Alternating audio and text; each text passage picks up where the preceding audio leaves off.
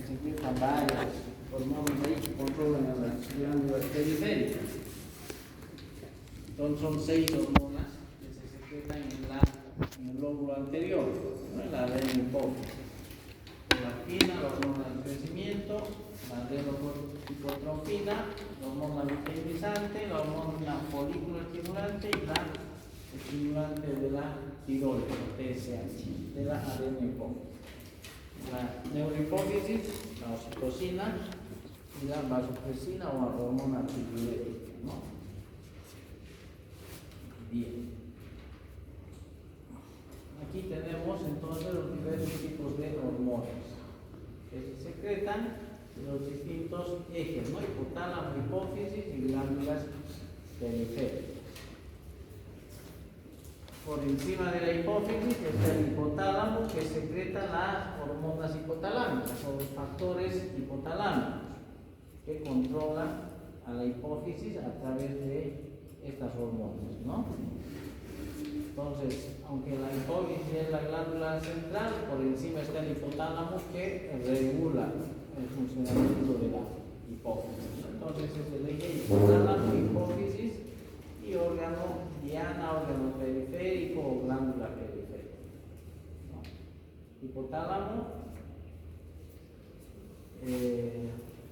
por ejemplo, aquí el eje de la suprarrenal. El hipotálamo secreta el factor estimulante, hormona estimulante de la ACTH. Le estimula a la hipófisis y la hipófisis secreta la ACTH o adenocorticotrofina, la que estimula a las glándulas suprarrenales a secretar cortisol, ¿no? El eje de la suprarrenal. Lo mismo ocurre con la tiroides, ¿no? Lo mismo con las gónadas, la hormona del crecimiento y la prolactina. Todas tienen un eje que regula de la misma manera, ¿no?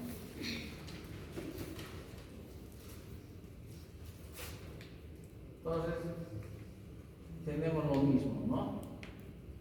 El tipo de célula en la adenohipófisis son 5 tipos celulares que secretan 6 hormonas. Célula corticotrofa secreta la adenocorticotrofina, ¿no es cierto? Que va a regular a las suprarrenales finalmente. Las células somatotropas que secretan la hormona del crecimiento, ¿no? Que actúa sobre el hígado y otros órganos, pero principalmente sobre el hígado, la hormona del crecimiento. ¿Qué hace la hormona del crecimiento sobre el hígado? Induce la producción de otra hormona, la IGF-1, o el factor de crecimiento similar a la insulina. Esta es la que en realidad actúa sobre los diferentes órganos, no la hormona del crecimiento directamente, sino que la hormona del crecimiento estimula al hígado a secretar factor de crecimiento similar a la insulina, que es la hormona que actúa sobre todos los órganos, sobre todas las células, induciendo el crecimiento, etcétera, etcétera, ¿no? Todas las acciones de la hormona del crecimiento. Entonces lo hace a través de esta otra hormona, no lo hace directamente. Las células lactotropas que secretan la prolactina, ¿no es cierto? La prolactina actúa sobre la mama durante la lactancia, produciendo la leche. Esa es la función de la prolactina, ¿no es cierto? No tiene otra función. Las células tirotropas que secretan TSH. Y la TSH actúa sobre la tiroides, estimulando la secreción de hormonas T3 y T4. Y las células gonadotropas que estimulan a las gónadas, ovarios y testículos, ¿no? A través de las dos hormonas, folículo estimulante y luteinizante. Entonces las células gonadotropas secretan 2 tipos de hormonas en la hipófisis, la folículo estimulante y la luteinizante. actúan ambos sobre ovarios y testículos, produciendo las hormonas sexuales, testosterona en los hombres, estrógenos en las mujeres, promoviendo los caracteres sexuales, primarios, secundarios, etc. Y además, por otra parte, la folículo estimulante, induciendo la maduración de los espermatozoides en los hombres y los óvulos en las mujeres, ¿no es cierto? Entonces ahí tenemos los 5 tipos celulares que secretan 6 hormonas. Esto ya lo hemos visto. Adenohipófisis, neurohipófisis, 2 hormonas, ¿no? Bien. Las causas para alteraciones en la secreción hormonal son varias, hemos visto, ¿no es cierto? Finalmente, ¿qué puede producir? Por una parte, o disminución en la secreción de hormonas o incremento en la secreción hormonal. Ahora lo que vamos a ver es la disminución o insuficiencia hipotalámica y de la adenohipófisis. ¿Ya? Vamos a ver trastornos donde hay disminución de las hormonas, insuficiencia hipotalámica y de la adenohipófisis. Ambas se comportan lo mismo. La insuficiencia, sea a nivel del hipotálamo o de la adenohipófisis, el comportamiento clínico es el mismo, porque en última instancia, ¿qué va a suceder?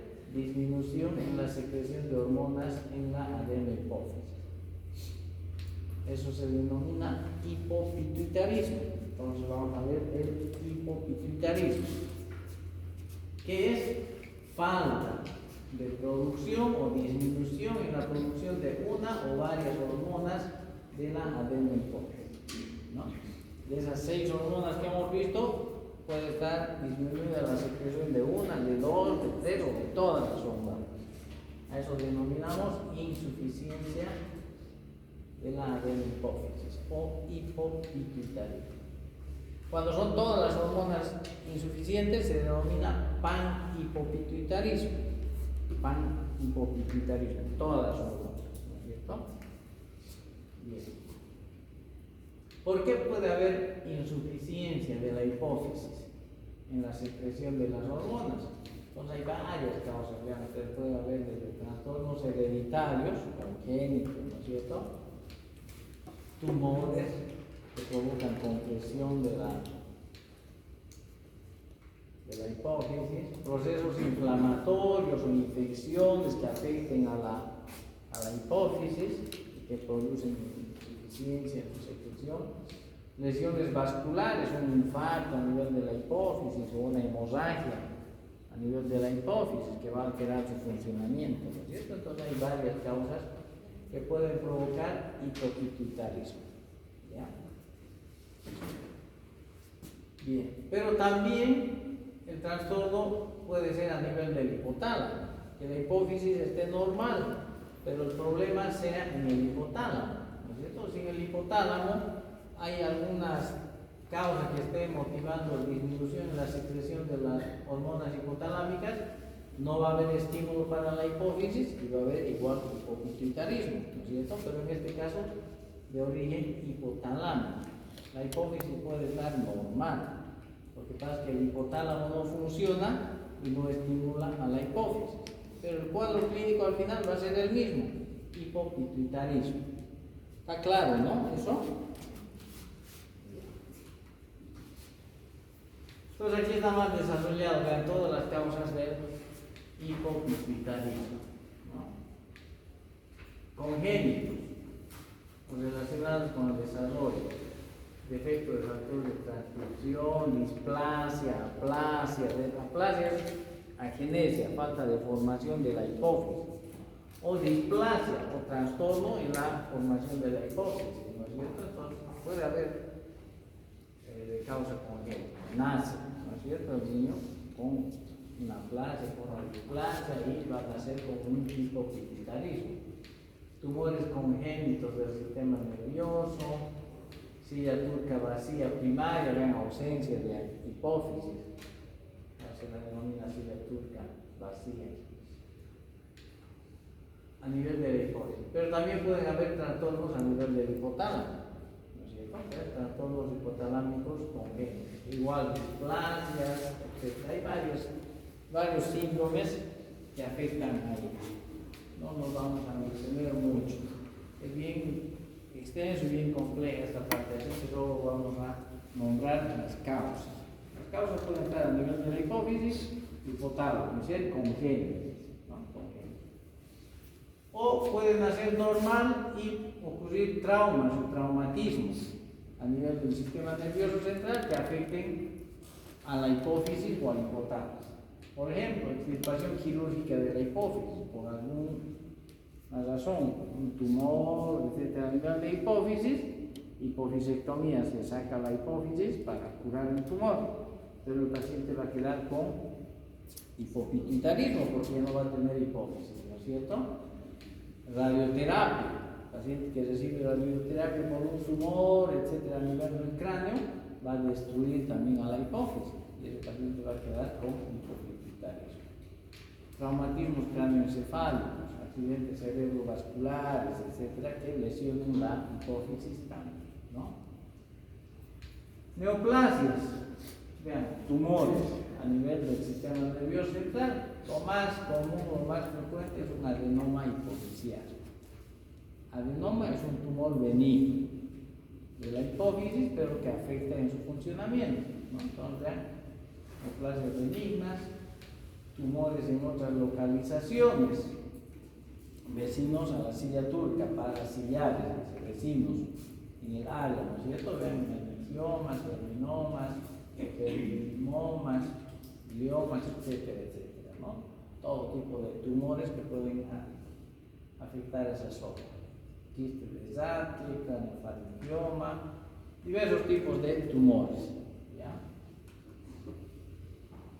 Procesos infiltrativos, inflamatorios, vean, hemocromatosis, hipofisitis, sarcoidosis, histiocytosis, granulomatosis, varios procesos infiltrativos a ese nivel, crónicos, ¿no? Procesos vasculares, apoplejía, infartos, hemorragias a nivel de la hipófisis, relacionado con el embarazo, esto es frecuente. ¿Qué se llama ese síndrome?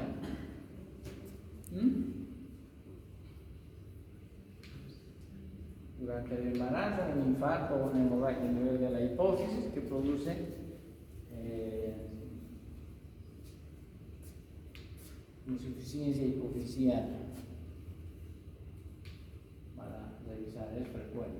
Drepanocitosis, arteritis, bueno, infecciones a nivel de la hipófisis, por hongos, por parásitos, por tuberculosis, etcétera, etcétera. También puede afectar. Entonces hay una lista larga de enfermedades que pueden afectar a la hipófisis y provocar insuficiencia hipofisial, ¿no? Bueno, esto es lo mismo, estamos repitiendo. Esto es lo que les preguntamos, ¿no?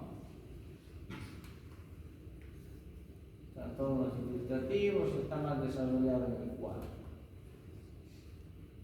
Bueno, ¿cuál va a ser el cuadro clínico de un paciente con insuficiencia hipofisial? Entonces va a depender de cuáles son las hormonas deficitarias y la magnitud o gravedad de esa deficiencia, ¿no es cierto? No es lo mismo que solo haya deficiencia de, por ejemplo, por decir, de prolactina. El paciente tiene deficiencia de prolactina.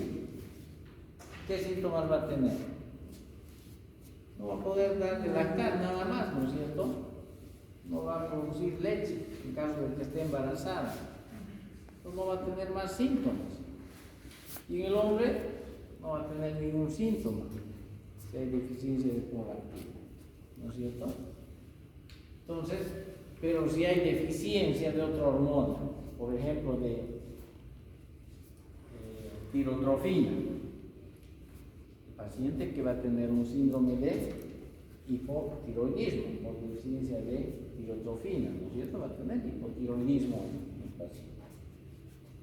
O si hay deficiencia de ACTH, va a tener un síndrome de insuficiencia suprarrenal por deficiencia de cortisol, ¿no es cierto? Por deficiencia de ACTH.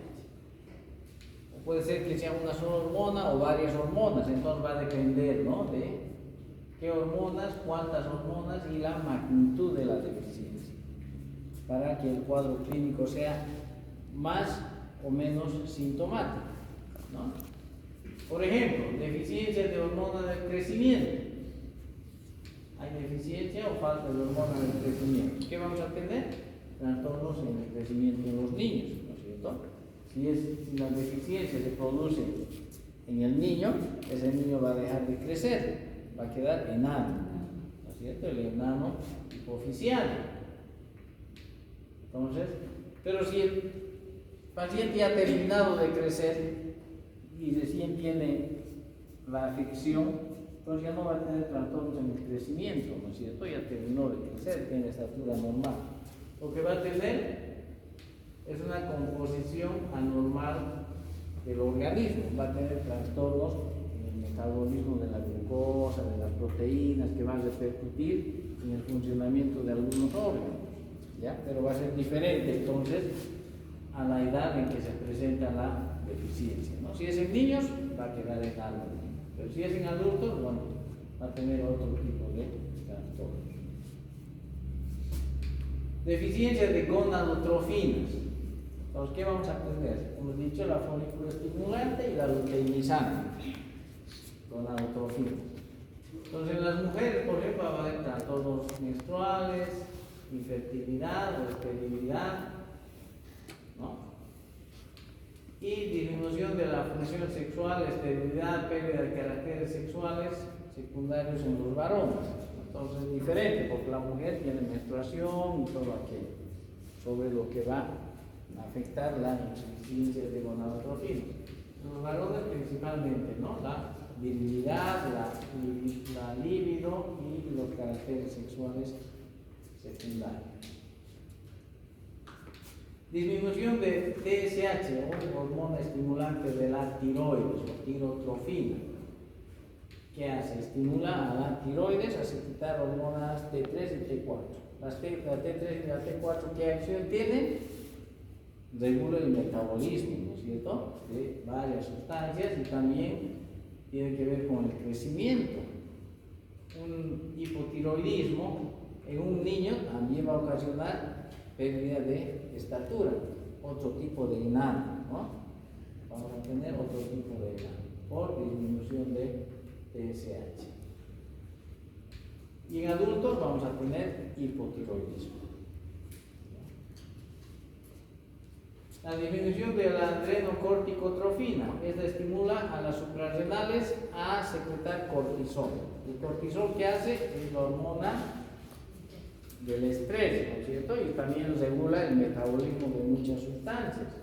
Pues vamos a tener disminución de cortisol, hipocortisolismo. Ya vamos a ver la insuficiencia suprarrenal. Puede ser grave y el paciente puede morir por insuficiencia suprarrenal, ¿no? Cuando veamos el cuadro clínico vamos a ver. Deficiencia de prolactina. Ya hemos dicho, lactancia insuficiente. Nada más.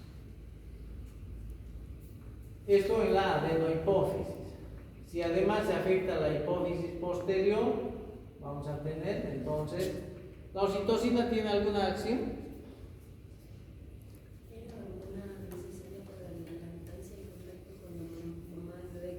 Ya, la oxitocina también tiene que ver con la lactancia, que produce contracciones de los, ¿no? Y además el que ayuda a la contracción del útero para que vuelva a en la etapa final del parto, durante el parto, ¿no es cierto? Es necesaria para la contracción uterina.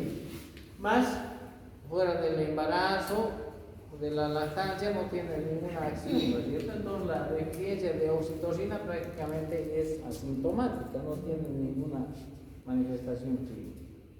En cambio, la vasopresina o hormona del crecimiento o hormona antidiurética, ¿cuál es su función? Como su nombre dice, ¿no es cierto? Antidiurética. ¿Qué hace? Retiene agua libre en los conductos renales, ¿no? En el riñón. produce retención de agua. Si hay insuficiencia de hormona antidiurética, ¿qué vamos a tener? Pérdida de agua por el riñón, poliuria, ¿no? La diabetes insípida. Bien. Entonces ven ustedes, la insuficiencia puede ser de una sola hormona, de cualquiera de estas y con eso sí, pero puede ser de dos o de tres o de todas, y se van a sumar los síntomas, ¿no es cierto? Si es de todas, bueno, se van a sumar todos estos síntomas, pues no iba a ser un cuadro sumamente complicado, ¿no?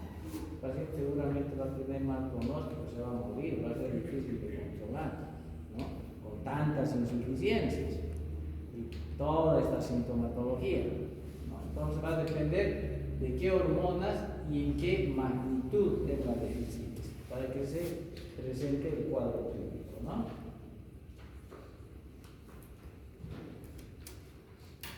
Bien. Clínicamente, bueno, vamos a buscar todos esos síntomas y esas manifestaciones clínicas, ¿no? Laboratorialmente, para hacer el diagnóstico de una insuficiencia, ¿qué tenemos que hacer? Dosificar las hormonas, ¿no?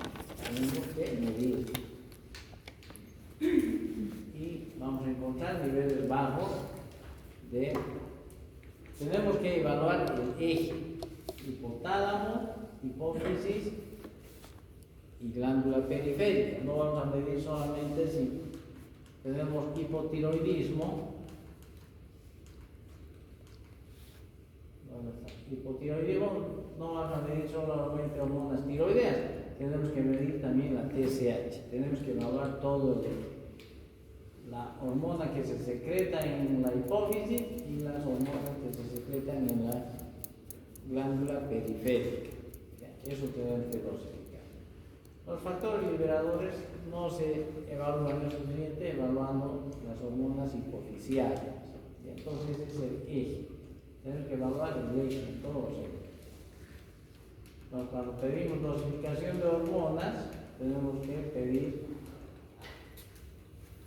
la dosificación de todo el eje, ¿no? De la hipófisis y de las hormonas diana, que son de los órganos periféricos. Ejemplos: baja concentración de tiroxina libre, hormona secretada en la tiroides. Tiroxina libre, que es la T4, ¿no? Estamos hablando de hipotiroidismo. Si está baja la secreción de la tiroides, estamos hablando de hipotiroidismo, ¿no? Tenemos que evaluar la TSH. Ese hipotiroidismo puede ser primario o puede ser secundario. Primario es cuando el trastorno está en la misma tiroides. En ese caso vamos a tener hormona tiroidea baja y TSH alta, en caso de hipotiroidismo primario. Pero si el problema es secundario, hipotiroidismo secundario, significa que la tiroides es normal, pero no secreta hormonas tiroideas porque no está siendo estimulada por la hipófisis. Hay disminución de TSH. Entonces, hormonas tiroideas bajas y TSH baja, hipotiroidismo secundario. El problema está en la hipófisis, no está en la tiroides. Hipotiroidismo primario, vamos a tener hormonas tiroideas bajas y TSH alta, porque el problema está en la tiroides, no en la hipófisis. La hipófisis sigue secretando TSH y en mayor cantidad, tratando de estimular a la tiroides para que secrete más hormona tiroidea. Como no secreta hormona tiroidea, no hay la retroalimentación negativa para frenar la TSH a nivel de la hipófisis y se sigue secretando. Entonces vamos a tener TSH alta y hormonas tiroideas bajas. Hipotiroidismo primario. Eso tienen que revisar. Es cuestión de ubicarse. Eso tienen que revisar. Fisiología. ¿Cuándo es primario? ¿Cuándo es secundario? Y cómo va a estar el laboratorio en el primario y en el secundario, para que podamos diagnosticar y podamos ubicarnos dónde está el problema. No es complicado, es bastante sencillo, pero hay que sentarse y analizar un poco, ¿ya? Bien, entonces medimos el eje. Por eso que medimos la hormona de la glándula periférica y de la TSH. ¿Para qué? Para localizar dónde está el problema, si es a nivel primario o si es a nivel secundario. ¿Ya? En todos los casos hay que hacer lo mismo. La mayor parte de las veces no es suficiente con dosificar las hormonas, que generalmente se lo hacen de forma basal, ¿no es cierto? Pero ya hemos visto que hay secreción, la secreción es en picos, en pulsos. Entonces una sola determinación hormonal no nos sirve la mayor parte de las veces para llegar al diagnóstico. Entonces necesitamos evaluar por una parte la secreción de 24 horas y por otra parte ver la reserva hormonal. Y para ello es necesario realizar unas pruebas que se llaman pruebas de estimulación o pruebas dinámicas. ¿Ya? Las pruebas dinámicas pueden ser de estimulación o pueden ser de supresión. En este caso estamos hablando de estimulación porque estamos viendo insuficiencia glandular. Cuando hay una insuficiencia tratamos de estimular a esa glándula a que secrete sus hormonas. A eso se llama prueba de estimulación. ¿Ya? Hay diversas pruebas de estimulación. Vean ustedes. La hormona del crecimiento, por ejemplo. Tenemos insuficiencia de la hormona del crecimiento. Hemos visto, hemos dosificado y el nivel está bajo. La hormona del crecimiento está disminuida. Quiero ver si esa hipófisis tiene reserva de hormona del crecimiento. Para eso la estimulo, para ver si puede secretar mayor cantidad de hormona del crecimiento. Y para ello hay diversas pruebas de estimulación. La hormona del crecimiento se secreta en situaciones de estrés. El estrés es un estimulante para la secreción de hormona del crecimiento. Entonces someto a ese paciente a una prueba de estrés para medir si su hipófisis secreta mayor cantidad de hormona del crecimiento durante el estrés. ¿Cuál es la prueba? Esa. La prueba de la hipoglicemia insulínica. Le doy insulina, le bajo su glicemia, le provoco hipoglicemia al paciente. Eso es un estrés. Le provoco hipoglicemia y mido la cantidad de hormona del crecimiento. Normalmente debería aumentar la secreción de hormona del crecimiento por la hipoglicemia. Si no lo hace, estoy confirmando que ese paciente padece de insuficiencia hipofisiaria de hormona del crecimiento. Entonces es una prueba. Una prueba que se la tienen que hacer internando al paciente, monitorizándolo, todo aquello, porque provocar hipoglicemia a una persona no es bueno, por cierto. En muchos casos pues, se puede morir el paciente por hipoglicemia, entonces tiene que estar bien controlado, no son pruebas bien estandarizadas. La hormona del crecimiento además es una hormona contrarreguladora de la insulina. La insulina es hipoglicemiante, ¿no es cierto? Y la hormona del crecimiento es hiperglicemiante. Por eso es que cuando hay hipoglicemia aumenta la hormona del crecimiento tratando de elevar la glucosa del paciente. Por eso me sirve esa prueba. Hay otras pruebas más. Puedo tratar de estimular con factor estimulante hipotalámico. Hay hormonas